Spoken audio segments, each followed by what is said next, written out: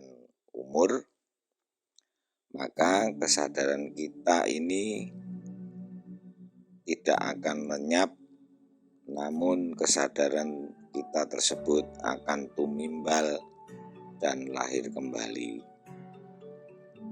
Tentu dengan wadah atau raga yang lain. Halo para pendengar setia channel Cahaya Jiwa. Kali ini saya kembali hadir untuk para pendengar setia YouTube channel Cahaya Jiwa. Pada kesempatan ini kami akan membahas dan sharing mengenai topik tentang apa korelasi atau keterkaitan kehidupan kita di masa lalu dan kehidupan kita saat ini yang sedang kita jalani. Baiklah, kami akan bahas perihal keterkaitan kehidupan masa lalu kita dengan kehidupan saat ini bersama narasumber kita, Om Ajar.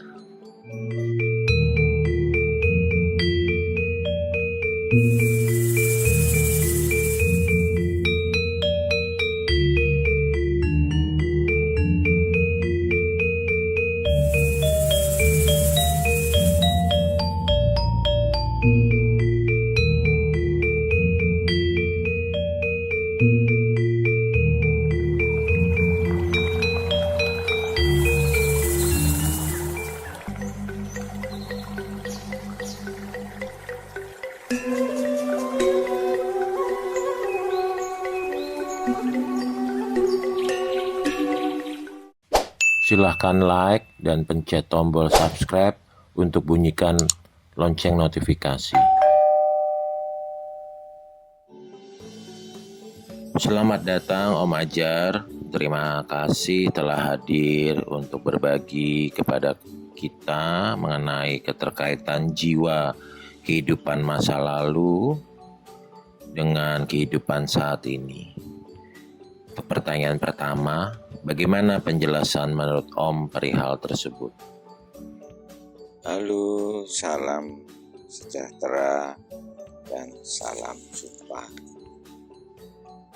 Pada kesempatan ini kita akan membahas mengenai hubungan kehidupan masa lalu dengan kehidupan masa kini.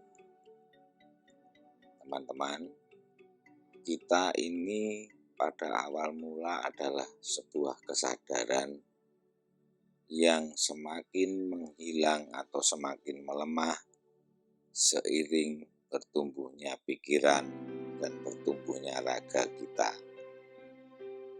Hal ini berakibat tidak terselesaikannya tugas dan kewajiban kita lahir ke dunia ini.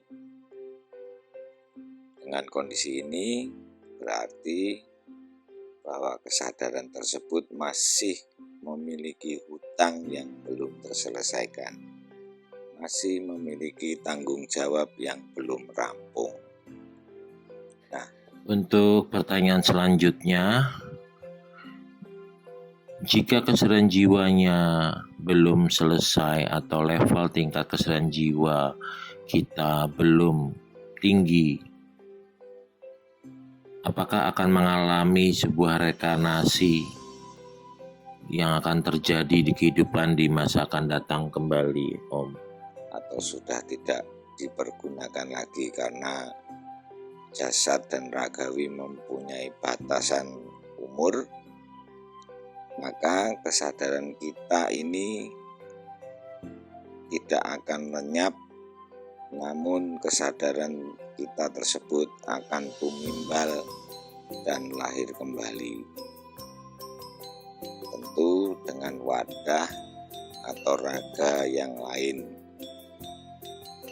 Jadi dengan gambaran tersebut, maka dapat kita ambil pembelajaran bahwa kehidupan masa lalu dengan kehidupan masa kini adalah sebuah kesinambungan dan akan sangat mungkin terjadi berulang-ulang sampai terlaksananya tugas dan kewajiban hidup di dunia.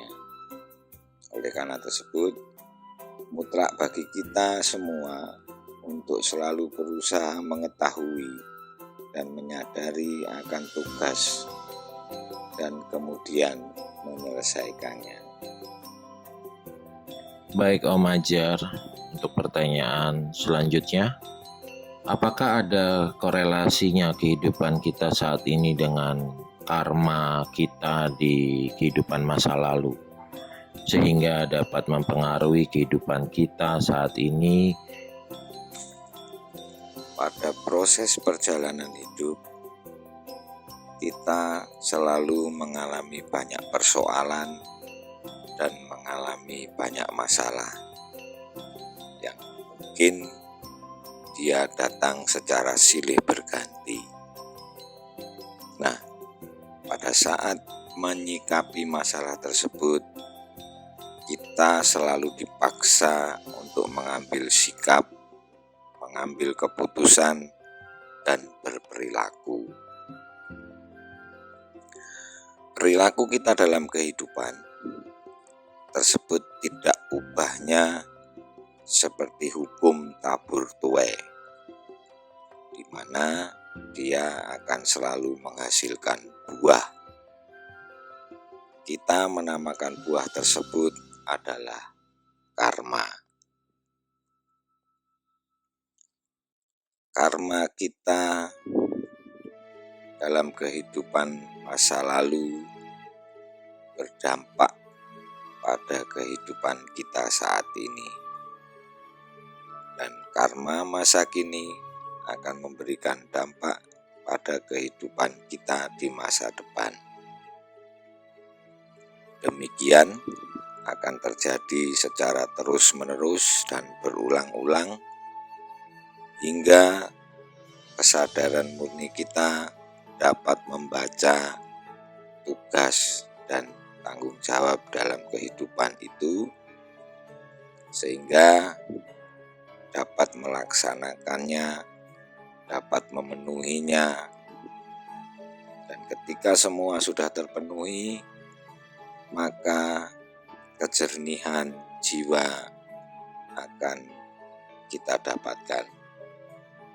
Nah, dengan kejernihan jiwa tersebut, maka kita akan mampu memahami pola-pola tugas dan tanggung jawab. Terima kasih Om atas penjelasannya. Baik, masih ada pertanyaan lanjutan. Kalau seperti itu, apa yang dimaksud dengan karma baik dan karma buruk? Dan dapatkah Om Ajar berikan contohnya juga, agar semua pendengar dapat memahaminya dengan jelas? Berbicara tentang karma adalah buah dari perilaku dan buah dari sikap hidup kita yang menjadi akibat atau pantulan yang menyasar pada diri pribadi kita sendiri. Perbuatan atau perilaku kita akan berbuah baik, juga dapat berbuah buruk. Sebagai contoh, perilaku kita yang melakukan pembunuhan, maka karma atau buah akan melahirkan jeratan hukum atau jeratan pidana. Nah, pidana adalah buah dari perilaku yang kita lakukan dengan pembunuhan tersebut. Karma dapat terjadi secara langsung atau tunai. Seperti pada contoh tersebut, karmanya tunai karena setelah melakukan pembunuhan, maka kita akan terjerat hukum dan mendapatkan sanksi pidana. Namun ada pula karma yang tidak kita terima secara langsung, di mana karma ini tersimpan sebagai hutang, yang nanti pada akhirnya kita harus tetap menyelesaikannya pada kehidupan tahap berikutnya. Apabila pada periode kehidupan yang berjalan hutang belum terbayar,